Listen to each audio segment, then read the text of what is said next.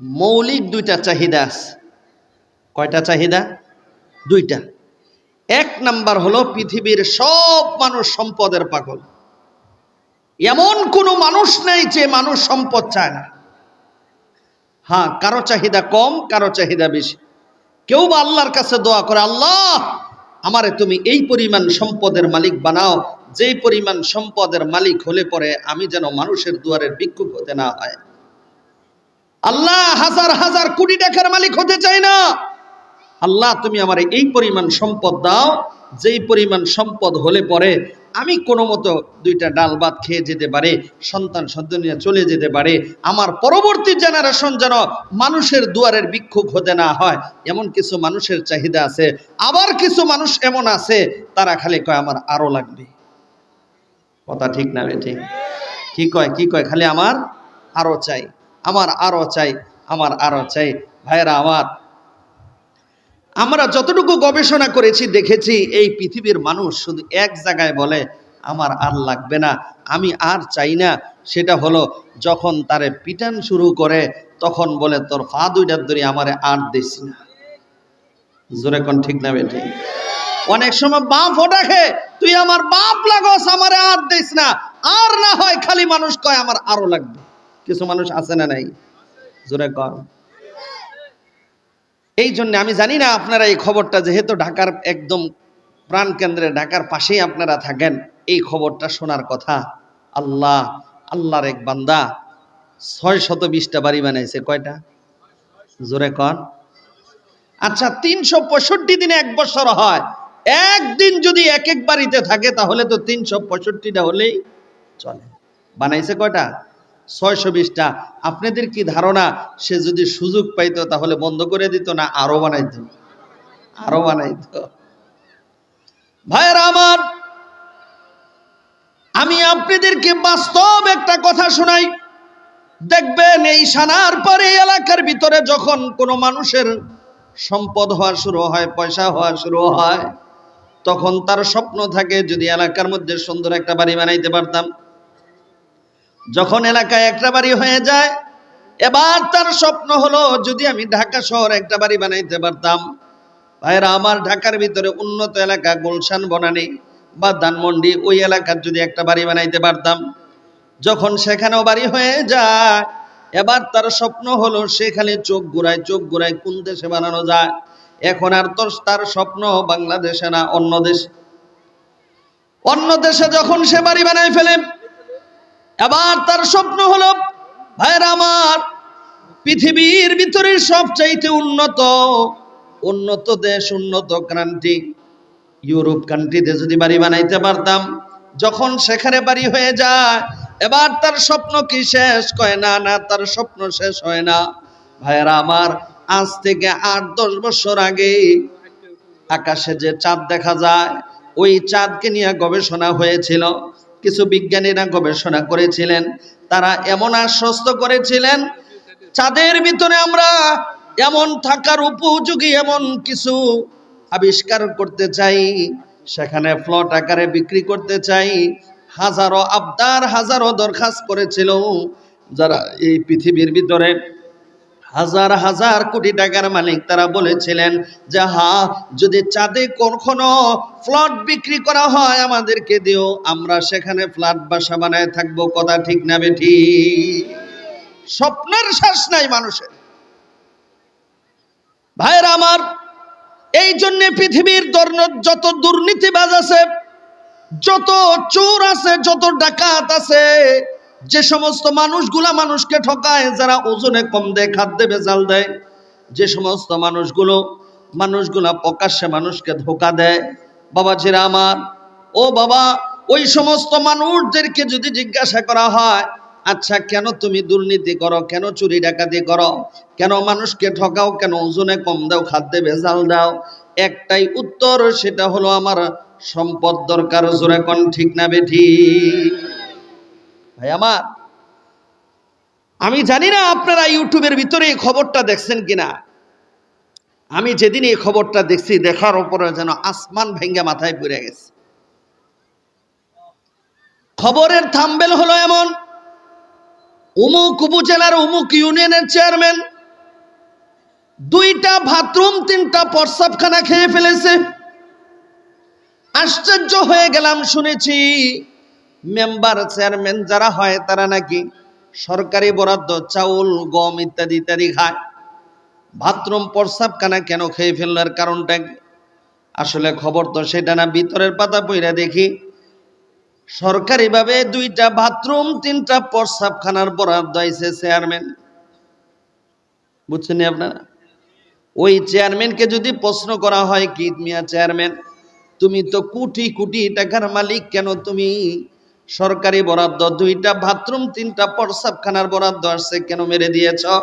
একটাই জবাব, সেটা হলো সম্পদ দরকার। জোরে কোন ঠিক না বেঠিক? আমার ভাইরা, আরেকটা খবর দেখেছি, যেই খবর দেখে আমার চোখ যেন কপালের উপরে উঠে গেছে। ওই খবরের থাম্বেল ছিল এমন, অমুক এলাকার মরা মানুষে চাউল খায়। দিন দিন বাংলাদেশের দ্রব্যমূল্যের যেভাবে ঊর্ধ্বগতি, আমরা যারা আছি, আমরা খাওয়ার পরে যেই পরিমাণ দাম বাড়তেছে, লাফায় লাফায় দাম বাড়তেছে। ভাইয়েরা আমার, আমিও একটা মাদ্রাসা চালাই, এখানেও বড় একটা মাদ্রাসা আপনাদের। এই মাদ্রাসার ভিতরে শত শত হাজার হাজার ছাত্ররা পড়ে। গরিব এতিম অসহায় দরিদ্র অনেক বাচ্চারা এখানে পড়ে। তারাও জানে না বড় হুজুর কোথায় থেকে চাউল ডাউলের ব্যবস্থা করে। আমাদের বড় টেনশন থাকে, আমাদের ঘরে খাবার থাকুক আর না থাকুক, 3 বেলা এতিম অসহায় দরিদ্র বাচ্চাদের মুখে খাবার তুলে দিতে হয়। আমার ভাই, বড় টেনশনে পড়ে গেলাম। এখন এই যদি এমন অবস্থা হয়, মরা মানুষের যদি চাউল খায়, তাহলে তো দাম আরো বাড়বে। ভিতরের পাতা পইরা দেখি আসলে খবর তো এটা না, খবর হলো আগে সরকারিভাবে এতিম অসহায় দরিদ্র প্রতিবন্ধী বিধবাদেরকে কার্ডের মাধ্যমে রিলিফের চাউল দেওয়া হইতো। কারোর 10 কেজি 20 কেজি 30 কেজি, যাদের নামে চাউল আসতেছে এমন লোক কয়েক বছর আগে মারা গেছে, এখনো তাদের নামে চাউল আসতেছে। ইউটিউবার বলতেছে, রে দুনিয়ার মানুষ, এ বাংলাদেশের মানুষ, এই মরা মানুষে তো চাউল খায় না, এই চাউলগুলা খায় ওই এলাকার বড় বড় রাগব বোয়ালেরা। কথা বলেন ঠিক না বেঠিক? তাদেরকে যদি প্রশ্ন করা হয়, এই কেন এতিম অসহায় দরিদ্রদের এইগুলা মেরে খাচ্ছ, একটাই জবাব, সেটা হলো, জোরে কোন কি দরকার? সম্পদ দরকার। ভাইরা আমার, পৃথিবীর সব মানুষ সম্পদের পাগল, এমন কোন মানুষ নেই যে মানুষ সম্পদের পাগল না।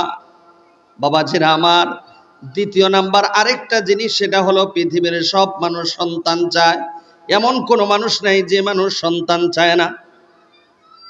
আমি একদিন যখন এইভাবে বলতেছিলাম, আমার সামনে এক মুরব্বী দাদা, যেই দাদার মুখের ভিতরে দাঁতও নাই, কই হুজুর আমি এখন সন্তান চাই না। আমি কই দাদা আপনার সন্তান কয়জন? কয় আল্লাহর মাল 2 আলি। কয় আলি? কয় আল্লাহর মাল 2 আলি। দাদা এখন চাইয়া কি করবেন, এখন তো আর টেম্পার নাই, যখন চাওয়ার দরকার ছিল তখন তো চাইছেন। জোরে বলেন ঠিক না বেঠিক? ভাইরা আমার, এই পৃথিবীর সব মানুষ সন্তানের জন্য পাগল। হাজার হাজার কোটি টাকার মালিক, যদি সন্তান না থাকে, বুকটা হাহাকার। আল্লাহর কাছে বলে, আল্লাহ আমি মরে যাওয়ার পরে, আল্লাহ গো আমার এই সংসারের হালটা কে ধরবে? আল্লাহ আমার বংশের বাতি কে জ্বালাইবে? আল্লাহ আমি মরে যাওয়ার পরে তোমার কাছে 2টা হাত তুলে কে বলবে, রব্বির রাহমুহুমা কামা রব্বায়ানি সগীরা। আল্লাহ কে বলবে, গো আল্লাহ তুমি আমারে সন্তান দাও। ভাইরা আমার, এই পৃথিবীর সমস্ত মানুষের মৌলিক এই 2টা চাহিদা। এক হলো পৃথিবীর সব মানুষ সম্পদের পাগল, আরেক হলো পৃথিবীর সব মানুষ সন্তানের পাগল। আমি যে কোরআনের আয়াতটা পড়েছি, প্রথম যে আয়াত পড়েছি, এই আয়াতের ভিতরে আল্লাহ রাব্বুল আলামিন বলেন, ইন্নামা আমওয়ালুকুম ওয়া আওলাদুকুম ফিতনা।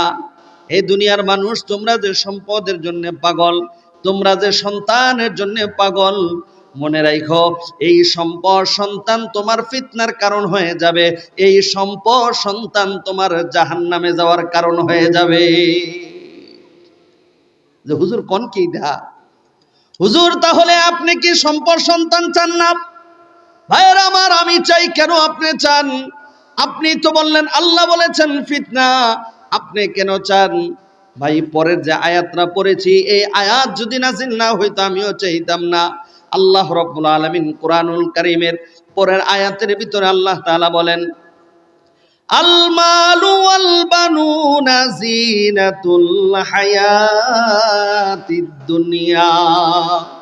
আল্লাহ রাব্বুল আলামিন বলেন, এই দুনিয়ার মানুষ, আমি রব্বুল আলামিন তোমাদেরকে যে সম্পদ দিলাম, আমি আল্লাহ যে তোমাদেরকে সন্তান দিলাম, এই সম্পদ সন্তান হলো দুনিয়ার সৌন্দর্য। জোরে কোন সুবহানাল্লাহ। যে হুজুর সুবহানাল্লাহ বলছি, তবে ফেস্ত লাগছে। প্রথম আয়াতে বললেন ফিতনা, আর দ্বিতীয় আয়াতে বললেন সৌন্দর্য। এখন আমরা মানব কোনটা? ভাইয়েরা আমার, কোনো পেশ নয়, একেবারে সহজভাবে আমি আপনাদেরকে কিছুক্ষণের ভিতরে আমি এটা পরিষ্কার করে দেব, তবে মনোযোগ সহকারে শুনতে হবে। ভাইয়েরা আমার, এ ভাই, সম্পদ হলো দুই প্রকার। কয় প্রকার? জোরে কোন একটু। সম্পদ হলো দুই প্রকার। এক প্রকার সম্পদ হলো আল্লাহর দেওয়া, যেটা হালাল উপায়ে উপার্জিত সম্পদ। আরেক প্রকার সম্পদ হলো হারাম উপায়ে উপার্জিত সম্পদ। জোরে কোন ঠিক না বেঠিক? ভাইরা আমার, সন্তান দুই প্রকার। এক প্রকার সন্তান হলো সুসন্তান, আরেক প্রকার সন্তান হলো কুসন্তান। জোরে কোন ঠিক না বেঠিক? আমার ভাই, এরে ভাই, এতক্ষণ পর্যন্ত যেই সম্পদের কথা আলোচনা করলাম, দুর্নীতি করে, চুরি করে, ডাকাতি করে, মানুষকে ঠকায়া, ওজনে কম দিয়া, খাদ্যে ভেজাল দেয়া, এই ছোট ভাই বড় ভাইকে ঠকায়া, বড় ভাই ছোট ভাইকে ঠকায়া, মানুষের কাছ থেকে জবরদস্তি কইরা নিয়া। আচ্ছা বলেন তো দেখি, এইভাবে যে সম্পদ উপার্জন করা হয়, এই সম্পদ জোরে জোরে বলেন হালাল না হারাম? আরো জোরে কন, আরো জোরে কন। আচ্ছা, আপনারা কি হারাম কন না আরাম কন? হারাম হইতে কইতেছেন নাকি? ভাইরা আমার, আমি জানি না আপনাদের এলাকার মুরব্বীদের জবান থেকে আপনারা এই কথাটা শুনেছেন কিনা। আমাদের এলাকার মুরব্বীরা এই কথাটা বলেন, বিশেষ করে আমার দাদা মরহুম, উনি এই কথাটা বলতেন, হারামে কি নাই? আরো জোরে কন, হারামে কি নাই? আরো জোরে কন, হারামে কি নাই? আমি জানি শুধু আপনারা এতটুকু বলবেন। এবার আমার কাছ থেকে শুনেন, হারামে আরাম নাই, হারামে শান্তি নাই, হারামে রহমত নাই, হারামে বরকত নাই, হারামে আল্লাহ রাজি নাই, হারামে পরকালে মুক্তি নাই। জোরে বলেন ঠিক না বেঠিক? বিশ্বাস করেন ভাই আমার, যারা দুর্নীতি করে হাজার হাজার কোটি টাকার মালিক হয়েছে, খোঁজ খবর নিয়ে দেখেন, শান্তি নেই। জোরে কন। আমাদের কাছে মাঝে মধ্যে কিছু খবর আসে, আল্লাহ, যারা দুর্নীতিবাজ, যারা জনগণের